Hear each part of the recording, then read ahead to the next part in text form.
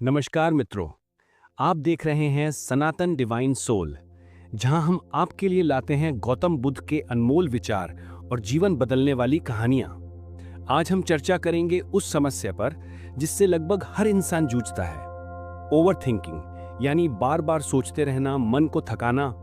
लेकिन सवाल है, ओवर थिंकिंग कैसे छोड़ें? आज की कहानी में हम जानेंगे बुद्ध के सिद्धांत जो सच में काम करते हैं। एक युवक बुद्ध के पास परेशान होकर आता है। उसके चेहरे पर चिंता थी, आंखों में नींद का अभाव था और मन बुरी तरह उलझा हुआ था। वो कहता है, भगवान बुद्ध, मेरा मन हर वक्त उलझा रहता है। छोटी छोटी बातों को भी मैं बार बार सोचता हूं और उससे तनाव बढ़ता ही जाता है। कृपया इसका हल बताइए। गौतम बुद्ध उसे शांत मुस्कान के साथ देखते हैं।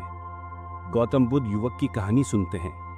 युवक बताता है कि कैसे वो हर छोटी चीज पर चिंता करता है। लोग क्या सोचेंगे, गलती हो गई तो?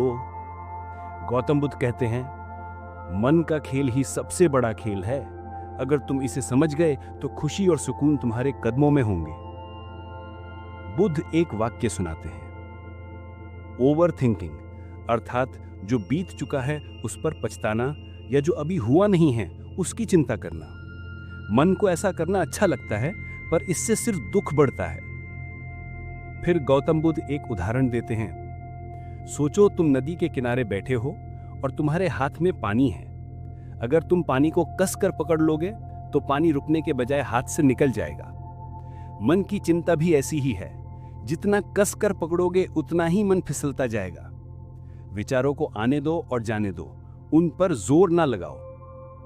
बुद्ध युवक से कहते हैं, 4 बातें याद रखो। पहला, वर्तमान में जियो। जो हुआ उसे छोड़ दो, जो होना है उसकी ज्यादा चिंता मत करो, यही पल सबसे महत्वपूर्ण है। दूसरा, साधना करना। कुछ देर आंखें बंद करो, अपने सांसों की आवाज सुनो। विचार आए तो देखो, लेकिन उनका पीछा मत करो। धीरे धीरे मन शांत होने लगेगा।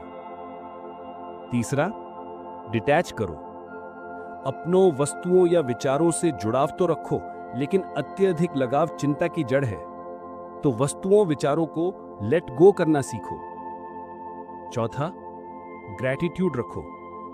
हर दिन के लिए धन्यवाद करो, इससे सोच सकारात्मक होगी। युवक बुद्ध की बातों को सुनकर बैठ जाता है।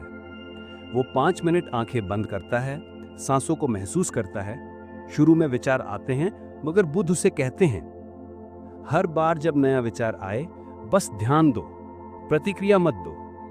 मन को शांत करने का उपहार खुद को दो। कुछ दिनों बाद युवक वापस आता है। अब वो कहता है, भगवान बुद्ध, पहले मेरा मन चंचल था, अब शांत है। ओवर थिंकिंग कम हो गई है। मुझे अपना बदलाव महसूस हो रहा है। बुद्ध मुस्कुराते हैं, तुमने मन को अपना नौकर बनाना सीख लिया है, मालिक नहीं।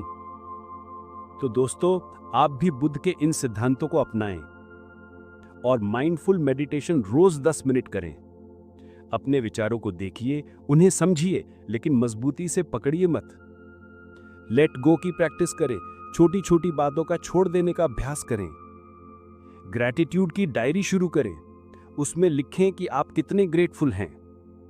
आपको उलझन या चिंता हो तो खुद से सवाल पूछें, क्या ये आज के लिए जरूरी है? दोस्तों, ओवर थिंकिंग को छोड़ना ही सच्ची आजादी है। गौतम बुद्ध की शिक्षा हमें यह सिखाती है कि मन को नियंत्रण में करना असंभव नहीं है, बस अभ्यास चाहिए और सचमुच की चाह। अगर आपको ये कहानी पसंद आई हो तो सनातन डिवाइन सोल चैनल को जरूर सब्सक्राइब, लाइक और शेयर करें। और अपने अनुभव कमेंट में जरूर लिखिए, क्या आप भी ओवर थिंकिंग से परेशान थे और कौन सी बात सबसे ज्यादा काम आई? ध्यान रखें, मन को जीतना ही जीवन जीतना है। मिलते हैं अगली कहानी में, तब तक के लिए नमस्कार।